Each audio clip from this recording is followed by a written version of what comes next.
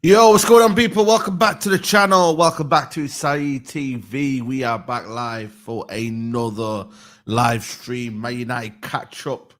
Latest news, latest transfer news, man. We're here. Man like Kaz is joining me. Musa will be here as well. What you saying, man? Tuesday vibes. What are you telling me, man? Nah, I'm good, man. I'm good. I can't lie. I just woke up, man. Yeah. Nah. I've been up, but just I'm not gonna lie. My eye is mad sore, man. Bro, Painful. I can see it, man. Do you sleep on that side, by the way? I'm guessing you don't sleep on that side. Sometimes. I mean, I'm not meant to in it, but I can't help it. Yeah. Nah, I hear you, man. So big up to you, bro. Big up to you, man. You get me? Like, hopefully you get well and that. You know what I'm saying to you? But we got a lot to discuss, man. Guys, the least I expect from you, you know what I mean? Man, don't ask for no super chats. I don't ask for members. I don't ask for all of that. I just ask for you to hit the like button. It's free. You know what I'm there. So please, everyone right now, 322 of you, hit the like button, subscribe to the channel if you're coming, if you're new around there as well.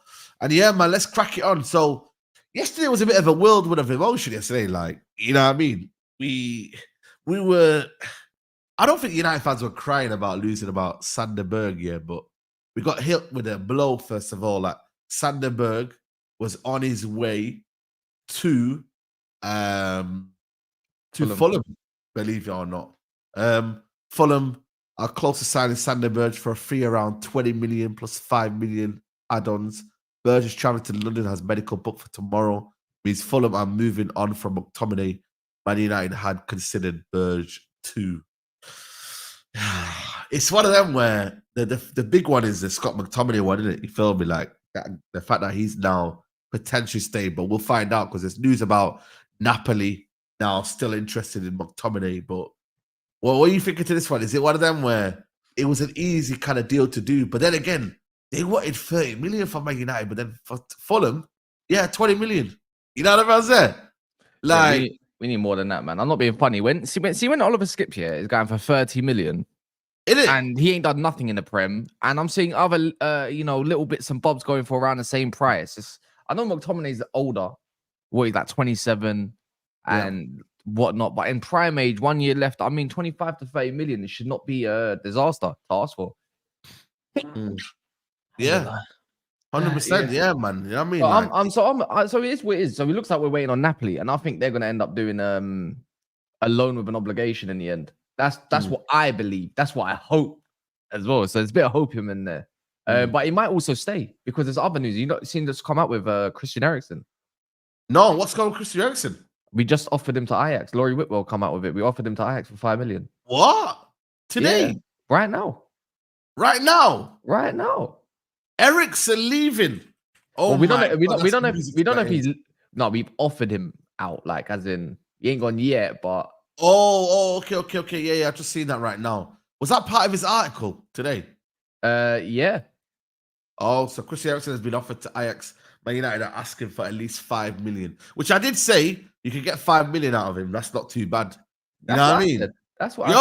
Let's get a deal with that, man. Let's get a deal, man. 100%. You know what I mean? I'm loving that, man. I'm loving that. Listen, man. So I don't think we're getting 2 midfielders, though. I'm going to be honest with you. We need to. If we're selling 2, we need 2. But I don't. Who's the mystery midfielder? I heard Manuel Ugarte put a transfer request in, innit? And he's of good price. What? Yeah, Manuel Ugarte put a transfer request in. Where's this? He put in last week or a few days ago. You can check it. Manuel Ugarte. No way. Manuel Ugarte. Yeah, that's your big signing, isn't it? Is that the one? Yeah, man. Come on, man. If you can get rid of Eriksen, that final, he impressed me, a lot, in that Olympics final. I'm just saying it. Oh, people want to know the truth now. People want to know the truth now. No, but my thing is, if we potentially sell McTominay and Eriksen, Man United need 2 midfielders at least, man, minimum. That's why the Sanderberg thing made sense. Whether United fans not rate him or not, but it was a nice, quick, easy deal, low risk. You know what I'm saying to you? Like, you could have got that one over the line. You feel me? Yeah. No, you're right. You're right. Can you take that City shirt down, please? Is that all right? Oh, it's Daps moved it. Daps, man. You know what I mean? How are we on a United shirt? And that's down, yeah? Get that down, man. Get that down. It's on the wrong side, man. Yeah, man. Get scared on his side. You know what I'm saying? Like, that man there, you know what I mean? Trying to ruin our vibes and that. You know the ones. But yeah, that's the one. That's the one. Get that sharp in there. You know what I mean? Get that legendary sharp shirt in there. Brilliant, brilliant. But nah, I think for me, you know, if United are losing out on 2 midfielders, I think we should get 2 midfielders back. For me personally, anyway. We got more in the building. Like, that's what I would do. I think there's 2 ways to go about it or look at it. Either Collier is looked at as a really main guy that's going to be a part of this, or because you know what? At the end of the day, this is where you look at someone's development. Like, how highly do you rate Toby Collier to do what you want? Because it's already been said. Laurie Whitwell came out, so this is don't attack me for this. Anyone? Please. Yeah. Laurie Whitwell came out about 2 weeks ago and said that Collier, they believe they view him as a 6 and they can mold him into the 6, right? So alongside Casemiro and Ugarte, he's going to be around that kind of area. So that's what makes me think, okay, they might not be looking at the potential midfielder that we want. So after that, if we need an 8, they also said that he can fill in and do that job if need be. So that's why I reckon we might not get 2 midfielders. Even though there's enough space, you got to recognize we have 32 players registered still, I believe. We're about to get rid of Pelestri. That's 31. Yeah. That's not a bad deal, you know. That Pelestri deal, you know, I just he's got 1 year left and no one else wants him. 6 million euro. I thought it was 8, but it's 6 million euros. You know what I mean? How much did we buy him for? 20 million we bought him for, around that area. Yeah, we how much did we buy Pelestri for? I think Pelestri, let me see. 12, was it 12 million? I think it was rising up to 20. That's it signed for my United. 16 million, is it? I don't know. I actually don't know how much we signed it for. Let me know in the chat, guys. 18-year-old. 9 million. We joined for 9 million. Oh, was it 9 million? Oh, so okay. Yeah. It was 10 million euros. But I thought I might have mistaken it to Ahmad's deal where it rises up or something like that. Yeah. So we're getting our money back then. We're getting our money back. That's fair enough. Well, we only get our money back if we get a sell-on fee. Yeah. I don't mind that. You know what I'm saying too. Yeah, big up, man. But no, listen. I'm not buying into this Toby Collier as a replacement. No, we're not doing all of that stuff. United cannot be naive to believe that Toby Collier is ready to step up this season. Like, don't get me wrong. I think he's a good player, but it's not like a Kobe Mainu. You know what I mean? Like that level of midfielder where I know I can trust him. Every United fan now. Do you reckon we get a left back potentially? No more left backs. I think Laurie Whitwell has come out and said it. No left back. So they're gonna believe in like Amas and Shaw to come back if need be. And all that kind of stuff. Yeah, the rehabilitation. Malacio. Yeah, that's a thin line. You know, that's a thin line. You know, in case if the low or my man gets injured, I don't really want to see Martinez out left back. But it clearly goes to show that like Ten Hag's ready to play Martinez at left back if need be. Yeah, 100%, man. Yeah, we need a second midfielder. I just don't know who is the second midfielder. No one knows, and that's what. First of all, we need to get the first one in. You know what I mean? So let me just pull up the. I don't think we need to get a second one. You know, guys. We do. I think we do, man. I don't. If McTominay and Eriksen goes, that's 2 midfielders down less. But we don't want to play them guys anyway. I think we just have to play certain people. For me, certain youngsters have to come through. Have to also prove. Are they people we're going to waste time on for this year, next year, or are they going to show themselves and their ability this year? And then we're like, you know what, they're not good enough. We move them on.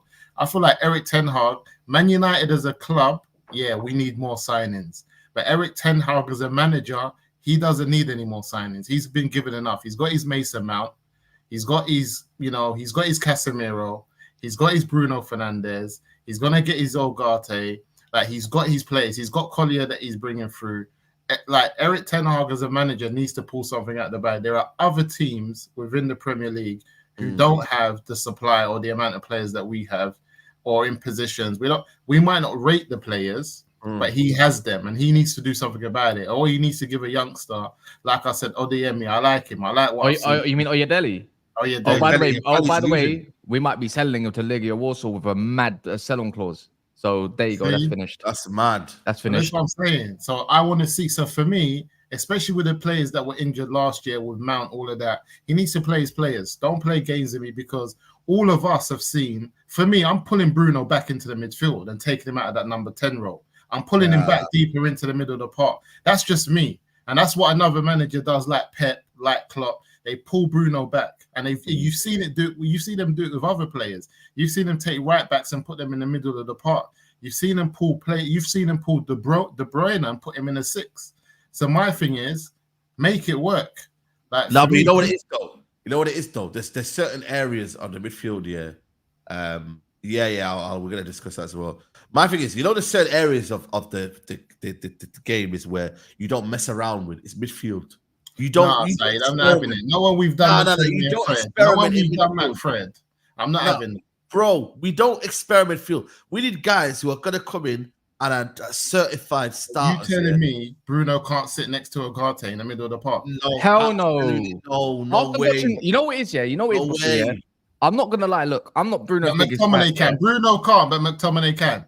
McTominay can as well. He needs to go. We've done it though, Saeed, and we've managed to get third. We've managed to get positions with so us that's doing good. that. So that's good enough to keep a top. No, one sec. So Musa, let me ask you. That's good enough to keep because no, but it's good enough for Bruno to play, then McTominay to go. I'm just saying, if someone as limited as McTominay can do a job there, I'm not saying that that's Bruno's ideal position, but I'm saying make it work because he's sat in this 10 like he can't move.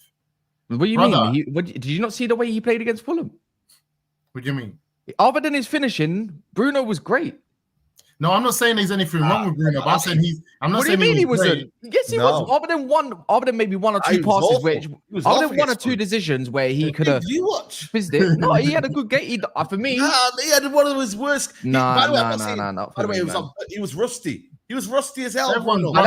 That's fair, but I thought, you know what? He was causing havoc. The runs in behind the defense and everything, he was causing havoc. What I'm saying is, Bruno can do the 8 well, guys. He can do the number 8 well. He can do the 8. Why is he always a 10? He can do the 8. The thing is, we don't need him to do the 8 because I believe his best position is Man United team that plays transition football is in the 10. Okay for Portugal, I understand. He can play in the 8. But for this team and the style we play, it's better suited for Bruno to play in that 10. We bought him as an 8. We bought him playing as an 8. We bought him as a 10. Nah, he was playing as an 8. He was playing as an 8 in Sporting. We bought him as an 8. And arriving late like Lampard. And the reality is this. Bruno should be, if he's not talented enough to play as an 8, what are we doing? We're not saying a 6. We're saying Collier and Ugarte can take care of the 6 role. And we're saying Bruno and Casemiro can do the 8. We need to get some new shiny number 10s. I need to see Sancho. I need to see Diallo in the 10. Diallo said he's a 10. I need to see this. Nah, but we're not saying that's what I'm saying. It's unrealistic for me for these things to happen. I don't see Diallo's barely gonna get game time on the right if he doesn't score a goal or 2 in the next couple of games. So we're gonna be missing out on him anyway. Bruno is that mainstay in that 10. He's got that position locked. We're finished. Him behind Xerxes is going to be it. He's got that position. I'm done. It's the reality. You have to face the reality. I'm done. The reality is that Bruno Fernandes is our 10. I've accepted it. You know what I mean? Whether it works or not is a different thing. I've accepted it. Now, bring me 2 midfielders behind him, which we've already got in Manu and Casemiro, but we need 2 more that can come in and operate. When we need to take out Kobe Manu, when we need to rest him. No, and also because Casemiro, when we need to rest him. We need 2. You're resting Kobe. Nice. You're resting Kobe, play Mount. You're resting Casemiro, play Ugarte. No, but Mount is when Bruno Fernandes isn't available. No. He can cover both. He can cover both. Mount ain't great in any of the positions, man. Damn. Come on. He can cover the 8. He can cover the 10. No, so you're saying we can play Mason Mount, Bruno Fernandes, and Casemiro?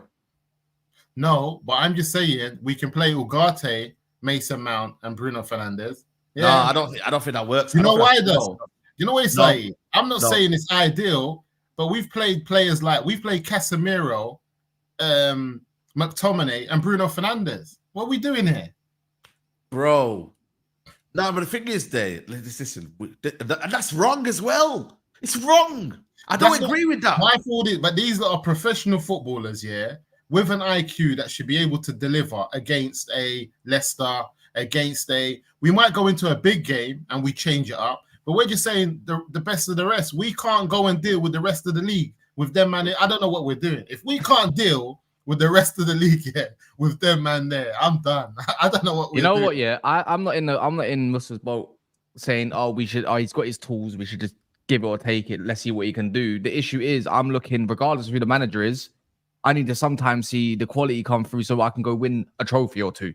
So on that notice, I believe in Collier. I think he's definitely very raw that we can mold, but we need two players. No, if them two leave, two need to come in. Look, we need someone. You know what it is? You know what it is? Our issue is really in that midfield where you look at that number 10. Unfortunately, the regime before got Mason Mount. So he can't do the 8 role that we require, but at the same time, he probably can't do that 10 role. But what you have seen is that he could probably fill in for Bruno when he's tired and probably in the cup games and stuff like that, maybe off the right. Like, he's going to be the utility man, whether we like Bruno it or not. Don't get tired.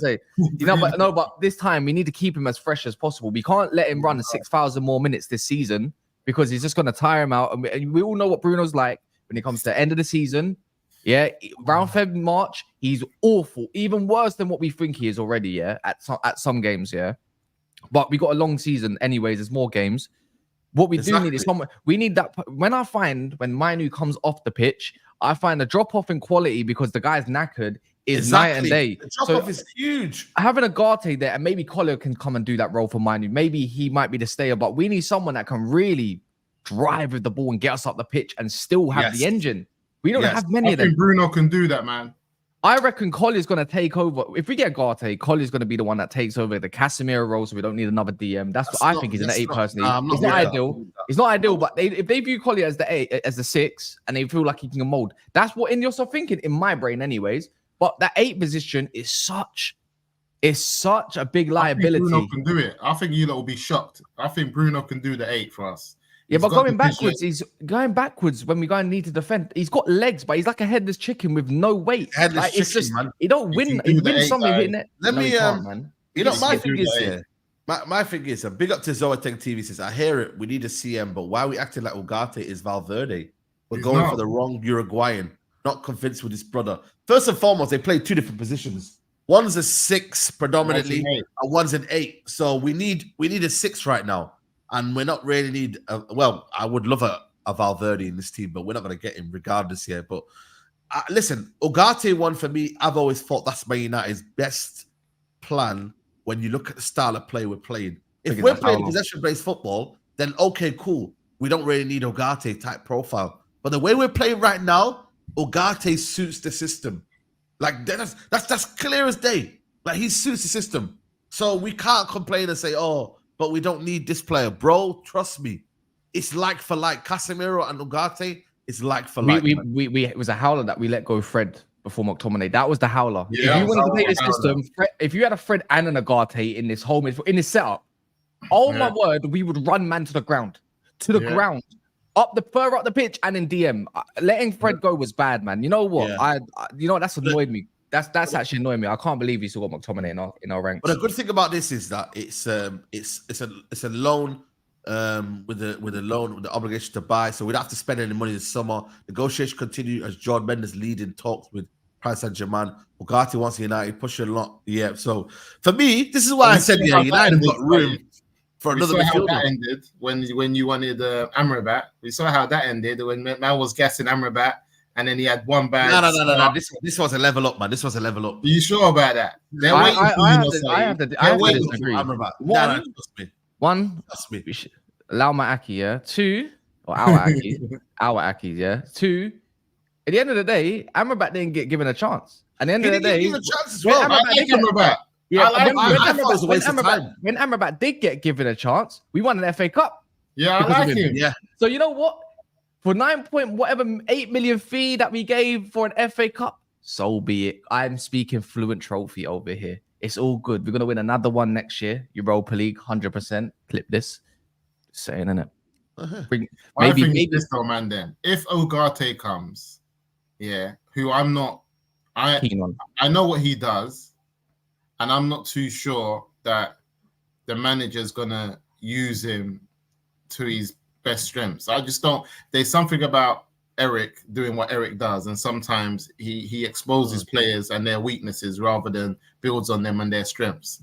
So if Ugarte has a poor season and end up having to get subbed for Casemiro or for whatever because the pace of the league is too fast for him and things like that, the fan base is going to go wild and say, oh, we got to pay for this player, blah, blah, blah. He's crap. He hasn't played. We're going to get mocked by every other fan base. And I can just see people I don't know. I just see the fan base turning on him. But don't you think, like, I'm not being funny, as much as Ten Hag, like, last season was awful in exposing some sort of weaknesses because he wanted to play a certain way, at the same time, the year before, out of respect, he got it right with some of the players that we also had transition type players, low block type players, and whatnot. So if you go into this season, so it's like for 1-for-1. But look at his numbers first season, man. Our Fulham game, numbers, man. But we're too focused on last year rather than what we've seen at the moment. But look at his first season, Cass, man. His numbers, like if you see how many goals we scored as a team. I hear it. No, what's up? He deserves every criticism that comes his way, the same way the players do, yeah. But if we go off now rather than living in the past, we should move forward. Look what we saw against Fulham. Limited chances. Yes, we got caught in transition. Every system that gets played will always have limitations. And that's not down to system. That's down to Garnacho being a bozo for that moment that Fulham could have scored. Not us, right? That's down to him and key moments. In that note, when I looked at that Fulham game, I was like, we limited them chances. They got exposed in the right areas. We couldn't finish our dinner. We created enough to go back to the game and win the game. The performance, overall, people will start praising Ruud van Nistelrooy for everything. But at the same time, Ten Hag's the manager. And I don't like that the assistant manager is getting more praise than the actual manager who's setting this up anyways. Yeah, but that's because the fans of Ruud van Nistelrooy. I don't think it's to do with it can't. I hear it. But at the same time we can criticize someone for their past, we always say, but we should always give them a chance to prove themselves. Right now, as it stands, we got 3 points, convincingly, in my opinion. Some people might say no. And we'll go into the Brighton game and judge it more harshly. The thing is, in this time, we saw Casemiro play as a pressing player that he's not. Can see how dangerous he is in the 8 as well, which people won't talk about. I wanted Sander Berg because I wanted a first phase player. But from what I've seen from the Fulham game, he needs an 8 that gets over. We don't have a first player now. We'll talk about that later. My thing is this though, man. But I'm just saying, Ugarte is the one that can, in my opinion, that can close the space between the midfield and when we lose the ball, the one that's going to quickly get into someone and win the ball back and give it. Yeah. People are so focused on what he did at PSG for the few games that he played because he got Vitinha's another that's another great player. But if we go off Ugarte off of Copa America, I only watched highlights by the way on one game, right, of Ugarte. I think it was against Paraguay, I believe it was. The guy was a monster. So why can't we not talk about that? No, but PSG rate Ugarte. They just saying he's not fitting into the system that we want to play, but we still rate him as a player. That's why we want 60 M's. We're not saying he's dead. We've just realized that what he's good at is not the direction we're going in this year. So we need to just get our money back. But they're not saying he's crap, and that's evident on what he's done. Again, when we talk about Ruud van Nistelrooy getting the plaudits, I think that when Man United start to adapt the system that we saw him adapt at PSV, then it's going to make people question that this is who's doing what. Because then when they see the 4-2-4 and they see that that's the system that he employed, and Ten Hag's never done that until my man's come, it's going to make people question what's going on. Yeah, of course. I watched the whole Chelsea City game. People will troll Chelsea. Chelsea played a different style of football that I never saw them play last season. Yeah, they played well. I don't think they played badly. I don't think they just never had a number 9. Yeah, they never have a number 9 to finish the goals. So when you see a new manager come in and adapt and impose himself on a group of players, when he's got like 40 players and he imposes his style of play and he goes to the champions at home and they had chances to at least draw that game. Minimum Chelsea could have came out of a draw, but they didn't have Jackson and them man there were just moving like Michael rather than good one. Rather than just putting it in the back of the net. So for me, we're still asking, has Eric Ten Hag imposed himself on this group of...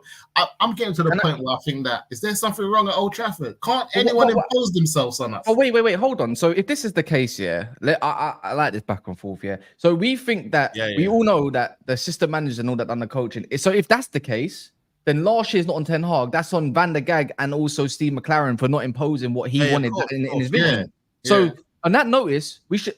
From the criticism we're giving Ten Hag, but the praise we're giving to Ruud van Nistelrooy, we should be more onto Van der Gag and more onto Steve McLaren than Ten Hag. because they couldn't execute his vision. But we're on Ten Hag for giving it the thumbs up. So he gave last year the thumbs up, and we're like, you're a twat. You should never have gave them. Yeah, but what about now? You can correct your mistakes. And this year, we're saying well done for giving Ruud van Nistelrooy the thumbs up. Yeah, rating for the thumbs up. Not just Ruud van Nistelrooy. What's the other one called again? Van Heck or something like that? Rene Heck. Yeah, Rene Heck. Yeah, Rene Heck is real. Yeah, give him praise too. I agree. And I give him the thumbs up for identifying that these men play a better style of football, and he's brought them into to implement that on the team. I rate Ten Hag for admitting that. But what then we're going to say is at the end of it, he needs to now pick the 11 that play this style that his assistant coaches are implementing. And every time he picks this 11, there's that favoritism. Like, he shook to let McTominay go. How? McTominay is the only man who defends him when the chips are down. When the chips are down, I think McTominay's got his back. And we saw that in the FA Cup celebrations, the relationships that they were having off field. I just feel like every manager needs a man that will run through walls for him. And I think McTominay is Ten Hag's guy. So it's not just about ability. How's that the case? If we're going to go off pre-season, if we're going to go off now with the first team and everything, he played the most fit players he could, more so than less, on against Fulham. Mason Mount, I don't think he's his favorite, but I think he played because he was fit. He didn't. No, he played because he was fit. McTominay didn't come on till the end. Ahmad, who we all been screaming, you talk about favoritism, and by the way, every single manager. Kobe should not have been playing. Why was Kobe playing? Where did Kobe come from to play? Because we need the quality. At the end of the day, you still need quality. As much as legs. But the thing is, you talk about favorites, but if Kobe wasn't playing, we'd probably be moaning. So Ahmad played. Last time I checked, Anthony was one of his favorites. I'm not a Ten Hag backer, by the way, but I'm just trying to make logic of the situation at hand. We got 3 points, yet we're crashing on a manager who hasn't lost yet or given us a reason to crash it on. And this is where we are. We're just seeing what we're seeing. We're seeing man get 100. We're seeing people like get staying on the pitch that we've been like. I don't want to get on Rashford. Yeah, Rashford is Rashford, but everyone sees that there's a problem with that left wing. Like, we saw all the attacks came down was the right side. There's a problem with the left side. Like, when Ahmed was on, the ball's moving. There's attacks building up. Ahmed, there's attacks building. When Garnacho comes on, he continues that. We're looking at that left side and we're saying there's an issue there. The manager is still trying to play my man into form, and this is one of the things we've said. There's other players that he hasn't played into form. He hasn't just said to himself, all right, you know what, Sancho, I'm going to play you into form. Do you know what, Diallo, I'm going to play you into form. He hasn't done that. And then there's other man who's just played crap over a 38-game season, and we're playing him into form. Man's got 1 month left for the season. Yeah, I'm playing him. If a man he feels does not suit the way it is, unfortunately, it's not just him. That must mean Ruud van Nistelrooy is not back in being a backer of Sancho and whatnot. No, he is. We know that. How? No, we know that. Inside information. We know that one of the players, some of the players that he likes, Ruud definitely likes, especially also from training. On what source? Sancho's one of them.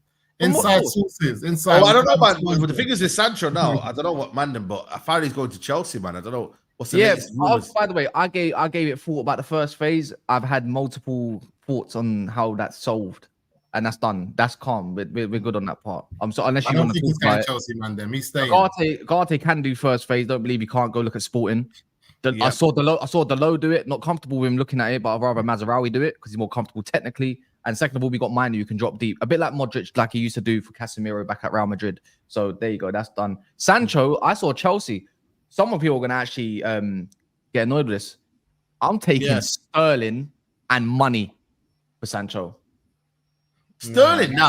Sterling. No way. Sterling and money for Sancho. No, relax. That's a myth. You know what I mean? Speed. We got no outlets.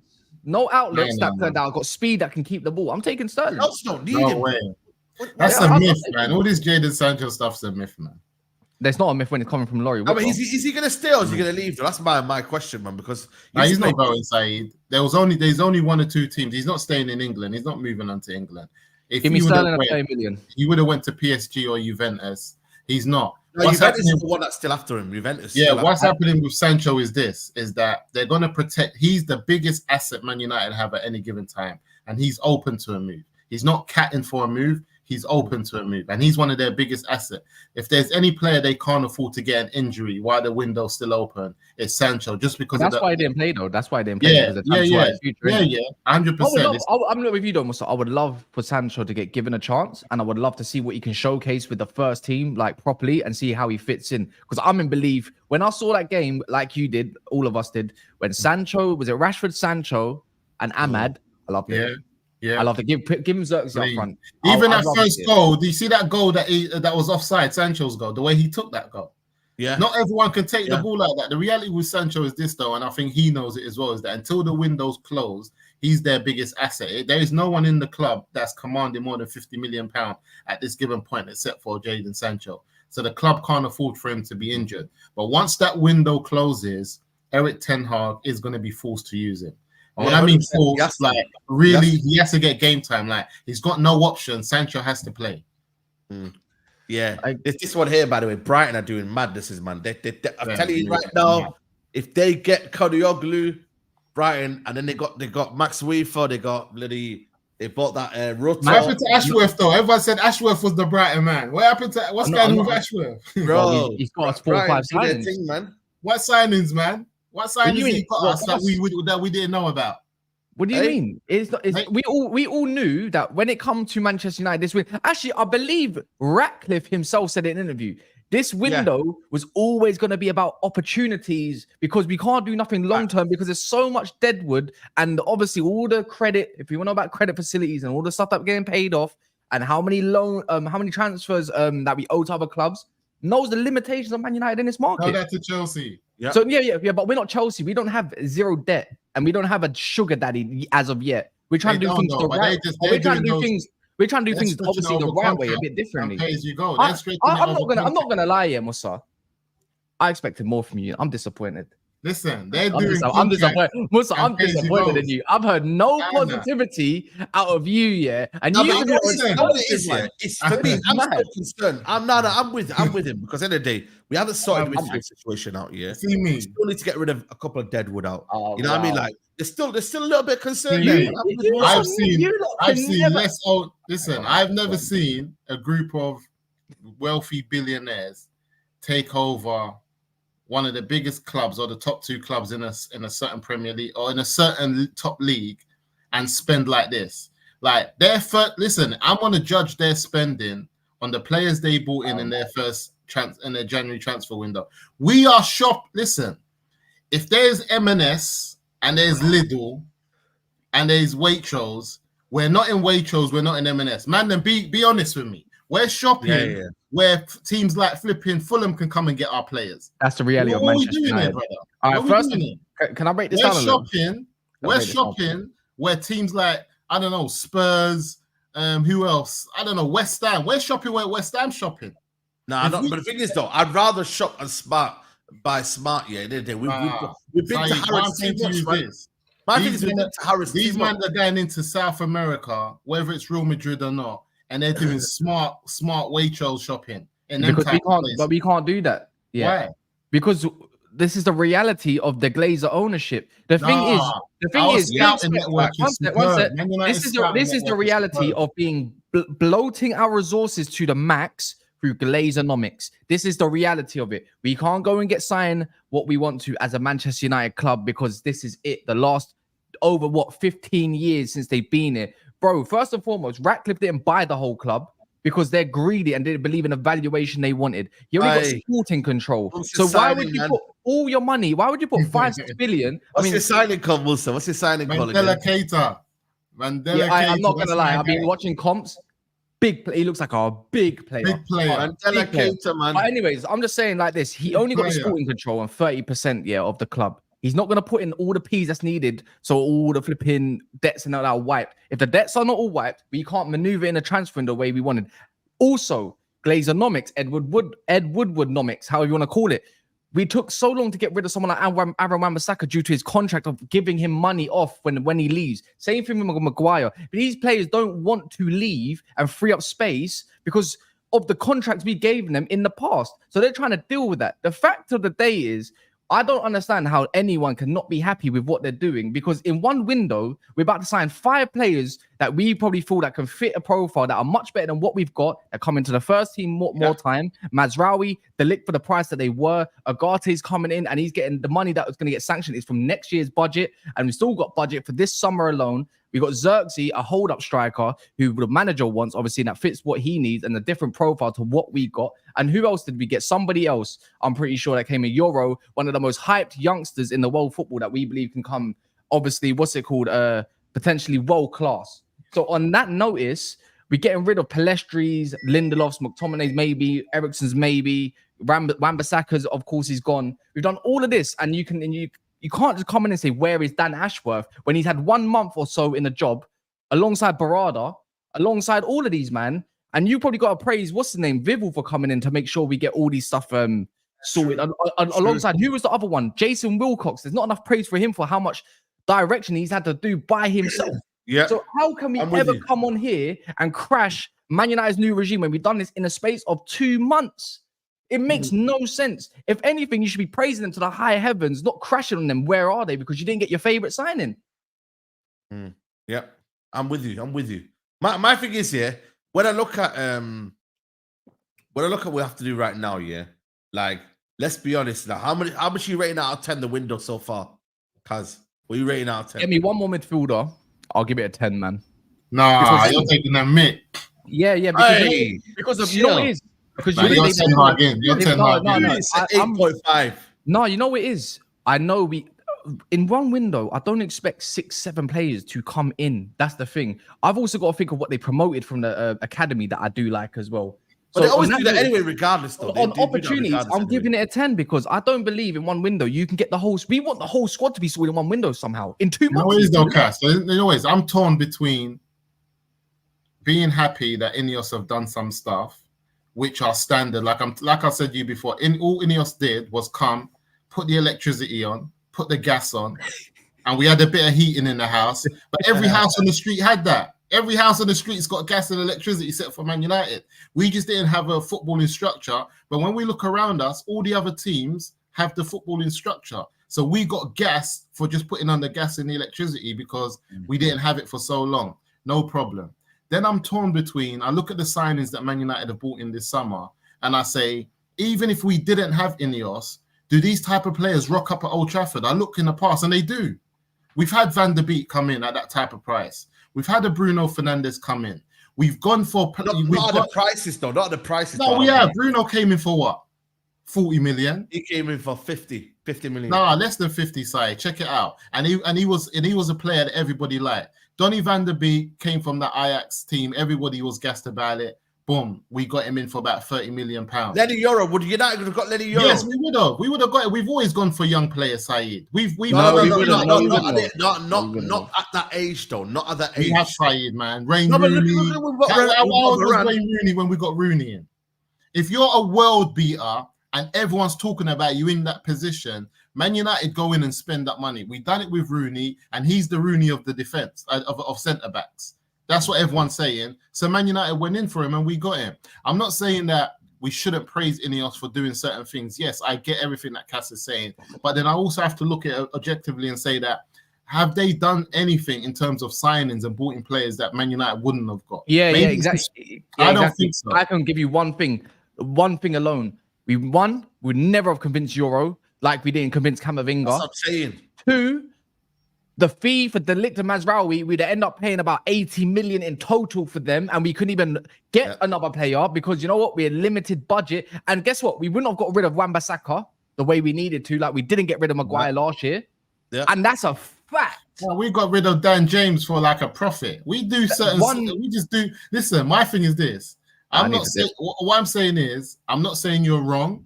But I haven't seen enough evidence for me to just to sleep in the car and let you drive me down the motorway.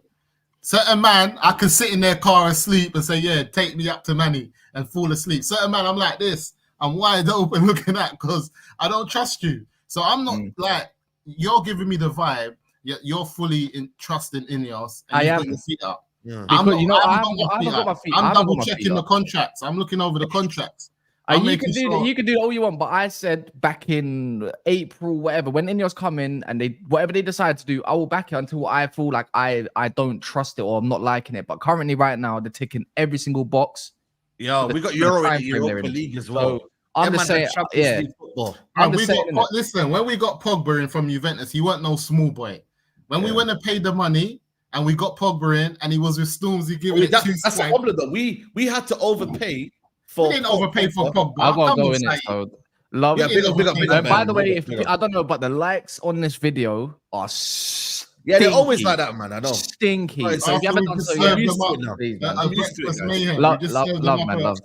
I'm used to it, guys. You know the score, man. Just like the video, man. It don't cost you a penny, man. Like generally, guys. Come on, man. You guys are getting we've pulled big dogs though. Who's this? We've pulled bare big dogs in the Europa League. United. I'm not saying we haven't. I'm not saying we haven't, but it also depends on the price. What we've done it on our terms as well. Like they've actually come. Let's not play games and pretend like if Real Madrid matched our price, they would not got him. So we're exactly what we're saying. They didn't see him as too much of an important player, maybe to pay for that price as well. They got the go upside. They just see how much money they've given flipping Mbappe. Sorry, how much money they've given Mbappe. Yeah, but there's more sell-on fee and whatnot. But when you look at it though, let's look at it from right now. When you look at the hype that Paul Pogba came in, the Stormzy advert, the way bro, like it was like a return to Man United. Look at the way he was commercialized though. Look at the way he was kind of did. Like look at the way Lenny Euro was done in a day, bro. Like that was like more of a project signing. Like Lenny Euro is a project signing to be like, you know what? We have to show United fans and the rest of the world that we are going for these sort of players as well. They come in, they're young, they're hungry, and they're coming in at a relatively decent fee. You know what I'm saying, bro? 50 million for Euro is not. I think 50 million for a good centre back. Spread over how many years though as well? Yeah, I think 50 million for a good centre back, not even a world class centre back. I'm saying a good centre back is good money. If you, like example, if we spent 50 million on Maguire, we wouldn't be dissing him. If it's so, 50 million's never. Yeah, I think it would have been too much as well. No, I think the 80 got close to like 100 million euros was too much. I think 50 we would have dealt with him because we could have got 25 for him and say, well, we haven't lost a lot, 30 million, whatever. So I think if you buy a centre half for 50 million. He doesn't even have to be world class. I think if you want a world class centre back, that's when you're going into the 70s, 75s. So the fact that we might have a world class centre back at 18 years old at 50 million is a good buy. I do think it's a good buy. It's a definitely. You got to remember look at the actual what he's going to give you in long term wise. You know what I mean? The age on his side as well. Like this guy's going to be future. Like this guy's potential is scary, man. This guy's potential is to be world class, bro. Do you know what I mean? The next generation of world-class centre-backs. He is there. Man United have got him. You know how much of a statement that is? I'd say we had a free run at him. I just believe if Real Madrid wanted him, they would have got him. We all know that. Listen, coulda, woulda, shoulda. You know what I mean? Like, they could have got him. You know what I mean? But United got in there quickly. Like, there's so many sides. You can't be gas, Saeed. If a man says, listen, if I wanted your girl, I would have took her. You can't be gas. If you know it's true. Listen. Not when you know it's true. But that's cool, isn't it? By the end of the day, he didn't get her. You feel me? No, but not when you know it's true. When he didn't, it's different when you know that. Yeah, but man do that for their own ego, innit? Man do that for their own ego. You know what I'm saying? Did them man say, oh, yeah, but I could have got it if I wanted to. Like, and on top of that, I want to gas up their own ego, innit? But on top of that, he says it to you in front of her face, and he asks her, "What are you saying?" If I try to think, and she's admitting it, she's like, "Yeah, it's true." Bro, then it's not worth having, then, innit? But that's what I'm saying, and that's Euro. Lenny Euro hasn't admitted that. Lenny Euro knows that Man United is a big club. You're going on like I'm a small fish, and that Man United is still a big fish, you know. You know what I was there, but I can offer. You know what I mean? Lenny Euro a lot, man. You know what I'm saying? I could offer him an actual starting position for the next couple of years. No, I like Euro. I'm gassed about Euro. I'm happy about Euro. But I don't want this INEOS to lie to me and go on like, oh, yeah, you know what? I went and got this guy and I did this and I done. I'm like, nah, brother. Them man there didn't want it. They left it on the shelf. You run in the shop, picked it up and grabbed it. Cool. That's cool. And you got it. You still got it because somebody else might have picked up off the shelf. There's loads of other teams like a Barca, like a Juventus that normally, think about it, when we wanted De Ligt, he was linked to Madrid and all these other teams. When Madrid and that didn't go in for him, we were still not second in the pecking order. He ended up going to a Juve. So Euro could have went to another big team in Europe, but he chose Man United. So I respect them for that. But what I'm not going to do is what Cass is doing. Cass is falling asleep on the motorway and letting someone else drive him, and he's comfortable. I'm not comfortable with INEOS enough yet, and I don't think that they've had this great, transfer window, because I feel like more players should have been let go. That's what I'm really on. More players should have been let go, and I'm just like, let's see how it goes. But I'm not too gassed about no transfer window, man. Also, CR7 2003 was a 2004 signed before Glazers took over. James Sale was a one-off. How are you using this example to gauge INEOS? Your views are flawed. Listen to when you actually look at it, like, you know what I mean? Like them signings were before the Glazers, like them two signings there were before the Glazers came in. So when we look at the Glazers' actual sign as well, listen, what are we talking about though? We see that geezer there, I hope he's still listening. What is he talking about? No one has spent more money on signings at Man United than the Glazers. Yeah, we also got to look at where that money's come from. I know, but that's not their fault. You have to understand the structure underneath them and the people that they employed spent the money badly. If you want to talk about owners who have spent money, who spent more money than the Glazers on signings? But the thing is, though, I feel like for me, but they've spent £1 billion as much as Man City, and look where we're in. Look what mess we're in right now. People okay, cool. Imagine now, and the thing is, you're hiring them people. No, the thing is this though, the money's run dry, but also those people were making commercial deals that were bringing money in for the Glazers. The money's kind of run dry. Yeah, but think about it now, Saeed. If the Glazers had this structure and they gave them £1 billion, you know the madness that we'll be doing? Who? If the Glazers... they had the money to build structure and they refused not to. That's where their problem was. Well, we can't blame them, Saeed. They could have easily... we can blame them for being naive, but we can't disrespect the fact that they spent £1 billion on signing. I can disrespect it. I fully disrespect it because I'm like, you know what? You man are so stupid because it's like you have the biggest, you have the biggest clout known to man. Yeah, you got the biggest club in the world. Like, you don't have to tell people where Man United. It's self-explanatory. It says it in the words like Man United, and these man could have got the best in class to go run the football club, but they didn't. And that's their biggest issue. INEOS are saying, you know what? We might not spend as much here, but we're going to spend wisely. We're going to spend smartly. And we're going to buy... Glazers, guys. It's not INEOS. Remember, like you said, it's the structure that they've put in underneath them that are now moving better with INEOS money. I mean, with the Glazers money. This money, and they still got my man, what's his name? The Glazer guy that's also a part of the sporting side. What's his name? One of the Glazers is part of the sporting side as well. One of the Glazers. There's two that's on board now. What's the name? Avram, isn't it? Avram, yeah, I think Avram or the other. Avram and Joel are still there. They're still there. Joel's still a part of the sporting side with INEOS and that. But he's part of it, but at the same time, he's not the reasons what. They don't own the club side. They man own 50% of the club. Don't think that INEOS is spending his money without their say so. Don't get me wrong. There's an element of that, maybe the final say and whatnot, and big hierarchy decisions, but not football decisions as to what we spend and what, bro. Not football decisions, but financial decisions. You know what it is though? The thing is though, I like to find that identifying targets and understanding what we need and looking through it and scouting and that's more bigger for me than actual signing on situation, because anyone can sign it off. Like, if you present something, if I present to you Ugarte and I say, right, we're going to get him for around about 40 million, yeah, he's 23, he's young, up and coming, he's fits our profile, etc., that makes sense. But beforehand, we didn't have that intermediary, we didn't have that person explaining that. We just got like a guy called Ed Woodward saying, yo, he's amazing, let's go get him. He's hot property right now. He didn't give any football reasons as to why we should buy these sort of players. That's been our problem. I don't think that Man United had a model that's different to many clubs in world football. Even there's a lot of clubs in world football that had our model. The biggest gripe I have with Man United and the last regime is how they spent the money, what they were prepared to pay for a signing once the manager approved of that signing.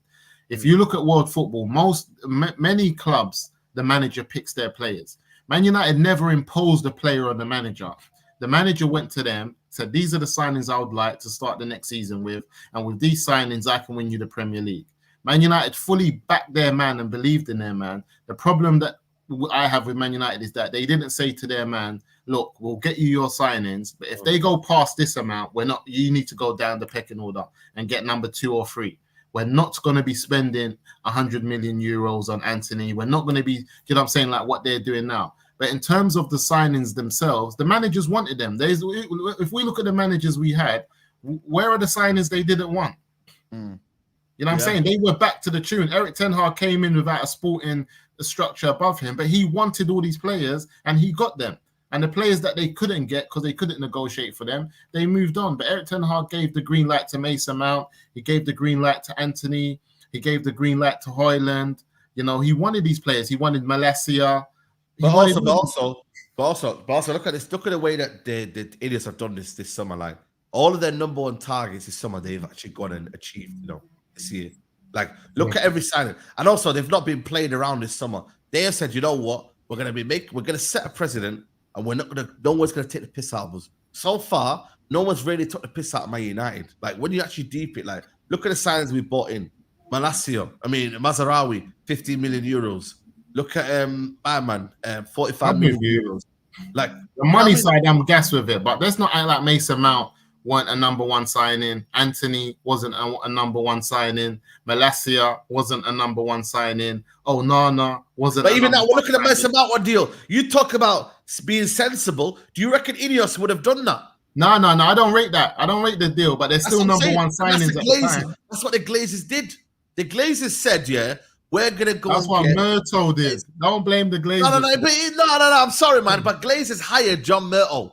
They hired him. I'm sorry. So now they've hired John Murto. Now they've hired INEOS. They're getting. You're gonna praise them for the signings. No, I'm sorry, but they hired. But you gotta praise them for this business they're doing this transfer window because they hired these lot.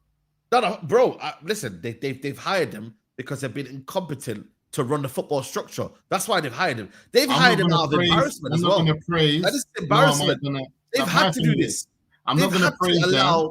Football structure to happen at Man United because they've been so incompetent at what they're doing. So you got to praise them for that. My thing is, if you're going to dispraise them, you got to praise them. I'm not going to do either. I'm just going to say they made some foolish mistakes and they've put a lot of money in Man United, and I don't like the way they've run the club as a whole. I agree with that. But if we say that it's their fault for who they had in charge and now they've changed it, then we got to say, yeah, they've done well. You know, we have to back that. But for me, like I keep on saying, I just feel like this transfer window isn't the best.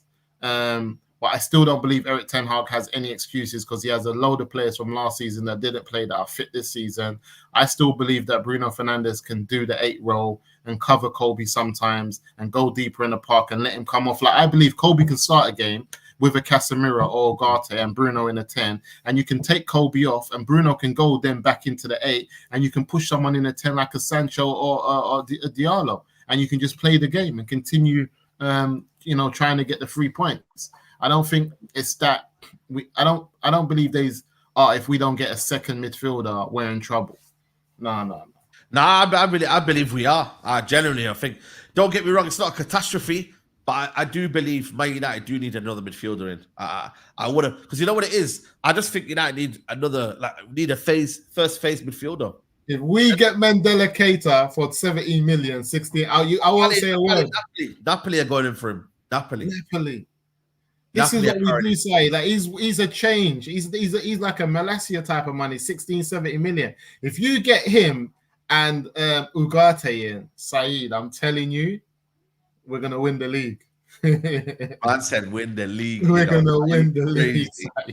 Now, but no, it's also like, I don't know if they want to upset anyone. You know what I mean? Like, Casemiro's coming, it's been solid first game, but that's his first game, you feel me? Like, we can't be getting excited over. Yeah, you know what? Rabiot now looks for me like, I'm not going to lie to you, man. Go and get Rabiot on a free, man. Rabiot's a good man. Rabiot and Ugarte. Rabiot only wanted 190k a week as well. Or something it's probably the chance. Like maybe it's the They might want a signing on fee though. You might want a big signing. That's what I'm saying, bro. This man is just. You know what? It's not even it's his mum, innit? Like it's his mum. Yeah, I don't think it's the wages. I think it's a signing on fee. I think the signing on fee is like they actually bought him anyway. Mandela Keita, man, you know what I'm saying to you? Mandela Keita is the guy. They've rejected 22 million Napoli, so they want more. Royal Antwerp, you know the ones. Yeah, but yeah, bring me Rabiot because at least then he's a bit. Said I'm trolling. Yeah, man, but he's a bit more comfortable receiving the ball. He's a bit more comfortable receiving the ball on the half turn. You know what I mean? He is comfy, Saeed. You see, when we look at Lavia, what he's doing for Chelsea, and we look at those type of players, Mandela Keita, guys, people will be surprised. Yeah, this is another thing that you didn't. That's what I was trying to explain. Glazers didn't hire INEOS, so Jim bought into the club and hired the right people. That's a very big difference. Yeah, but this is semantics, man. He's playing semantics. He's playing semantics. The Glazers done a deal with INEOS, knowing that whatever the INEOS does, they will be happy with. They've green lighted. Yeah, but the thing is, though, the main thing is, though, he said, "Yo, part of this money that I'm spending, I need my own people coming through the door." And the Glazers said yes. They could have said no, like they were with the Qataris. Oh, but they had to, man. They had to relieve that power. Man is saying no Rabiot. Yeah, that's what I'm saying. Yeah, that's what I'm saying. Broski rants. Come on. If we get Rabiot and Ugarte, man got no excuses. Yeah. Bro, that's experience. Broski, like, when you look at the signings being given, like, bro, no excuses. But my thing is, I want to eradicate all excuses. So man like Marcel and that, don't come down saying, but we didn't get... Marcel's on my manager. Marcel is like, I don't like the way the man looked at my manager. I don't like the way the man... Oh, he's going to be like, yo, I don't like the fact that he's been... Ruud van Nistelrooy's getting more love than my manager. Yo, it's crazy out here, man. All right, big up V33 says, INEOS is fixing the crap left by the clowns. If we had INEOS before 2021, they will not be CR7. Yo, trust me. Casemiro, Mount, Sancho, and Man United. Maybe Sancho. Will still happen. But the rest of them I get. You know what I mean? Mount would have been on a free. Casemiro would never, for me, like. But also, we literally was going for De Jong, and we went over to Casemiro. That's a whole different profile, people. Man. I don't think people understand the disrespect that Anthony signing was. Eric Ten Hag had 3 players that could play on the right side. He had Sancho, Pellistri, and Diallo, and he still said I needed 100 million euro signing on the right. Do you know the disrespect that was? And he didn't have a footballing structure that said to him, "Hold on, we've got one of the best forward attacking right wingers in the world in Jadon Sancho and Ahmed Diallo, and you're telling us we're going to spend another 100? Are you taking the mick?"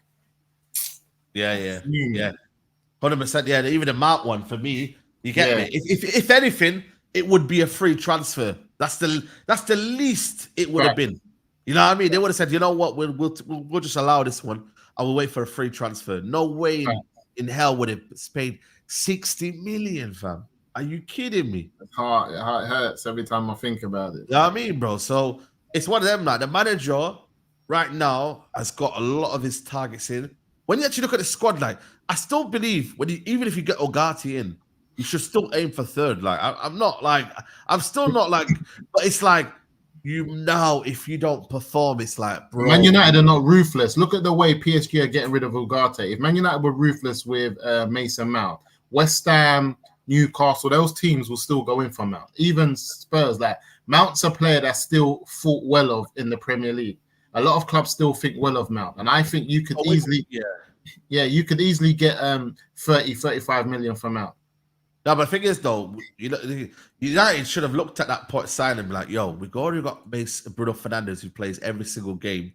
He isn't really he can't really play with Bruno Fernandes. That's another thing as well. Yeah. He can't really play with, that's 2 positions taken over. So it's like, where do you actually fit him in? Like, no, but this Bruno Fernandes does not get a rest. Like, bro, they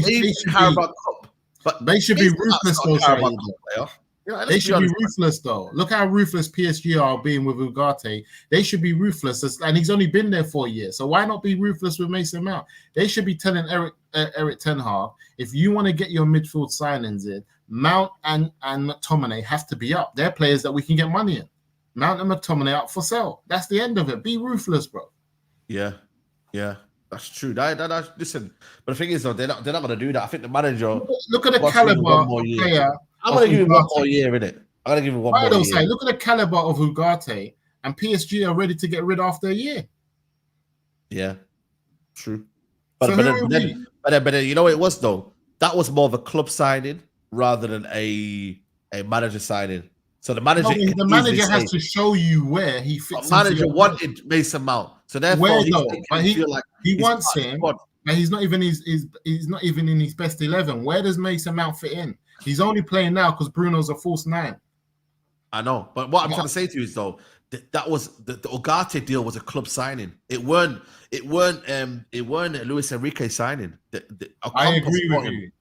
So that's why it's easier for the manager to say, "Yo, get out and that." So because my thing is this though, Mason Mount money now brings you in a player that plays in your first 11. While he's not a first 11. That's what we need. We need first 11 signings. That's it. And Mason Mount money brings that in. You can sell Mason Mount now for £35 million and bring in Ugarte, who's going to be in the first 11. So for me, the club is not ruthless. I'm looking at Juventus. They got certain man sitting, not even in the stands. Bro, Chiesa, he's not even playing, bro. Disrespected, and then they're going and winning 3-1 in their first game of the season. Bro, by the way, they will play some good football, you see. Thiago Motta. Yo, Rance, I don't know if you watched the game, man. I was watching the game in that. Yo, they play some good football. Yeah, man, I can't lie. I'm going to play some good football. So, yeah, I mean, it is what it is. But like I said, yo, PSG, they're after Adama Lookman. They're getting him. You know what? I wouldn't mind Adama Lookman, you know, like. He's nice. Who's going in for him? Hey? Who's going for him? PSG. Oh, man. He's a nice player. So he's a little bit decent. So who knows? But we're gonna have to see what the situation is. Keep Chiesa away from this club. To be fair, we're kind of nice. If we're not playing Sancho, then why should we bring in Chiesa, man? Like, no, we're stuck. If we can't play Sancho, like it don't make sense. Because the fact Pellestri's gone, there's no way Man United are only gonna have Rashford, Diallo, and Garnacho up front because Anthony's done. That's why I say Sancho's not going nowhere, guys. Anthony's he's done. not going. That's what I'm saying. It's only Juventus for me. That's it. Yeah, only Juventus. Because forget Anthony. Anthony's not because we're gonna go from all of these so-called wingers to only having 3 wingers. Think about it. So you're gonna tell me we only got Ahmed Diallo, Sancho. I mean, flipping Rashford and Garnacho. Yeah. They're going to be our wingers. Come on, it's crazy. It's crazy, man. It's crazy, man. You know what I mean? Like I said, Anthony's not done. Yusuf, man. I don't know what you. But I like Anthony. Chelsea. This one's not happening, by the way. I doubt it's happening. It's not happening. I mentioned see, but then I got João Felix, man. Your boy, man, João Felix. Oh, you mean? Yo, 36 million. Would you have taken him? Of course, I would have taken him. That's my guy. You know why? Because for me, Anthony is a Atletico Madrid player. If you look at his defensive attributes, Anthony, no. Yeah, he fits in well with Simeone. Like Simeone prefers that type of player all day, every day over a Felix, someone who's going to defend and be there for the team. So Anthony for Felix was a straight swap for me. Yep, 100%. You know what I'm saying? So, boy, it's crazy, man. I just think for me, it's one of them where, you know what I mean? But yeah, man, I think for me, go get them 2 signs in. I think today will be a big day. Today will be a big day today. I can't lie to you. I think we're going to get some action today. So let's see. Man. But we're going to wrap it up here, people, man. We've done an hour. Guys, hit the like button if you can, man. I don't know what we're likes we're on right now, but you, man, have been slacking on these likes, man. 465 in the building, man. You know what I mean? What you lot doing, people, man? Come on. Like the video. Cost you nothing, people. We'll give you a solid show. Solid show. We're going to be back at 5:30 today. And then we're back at 10 o'clock tonight for late vibes. You know the ones there. So make sure you're there later on. And yeah, man. Yeah, Musa, man, we'll chat to on Wednesday. Man, yeah, I'll tune in. You know what it is? In the morning, I guess that there's less people on the internet. Everyone's cut out. Everyone's gone to work, whatever. So that's why it's flowing. See them hours when I get back and they're all at home surfing the net. That's why it starts lagging. Because I'm thinking, why is it moving smooth? And I've just clocked. Everyone's gone out. Yeah, there you go, man. So people, man. Back. Yeah, we'll be back, man. Big up to everyone who's locked in. Smash the like, people on the way out. And yeah, we'll catch you in a bizzle. Saying that.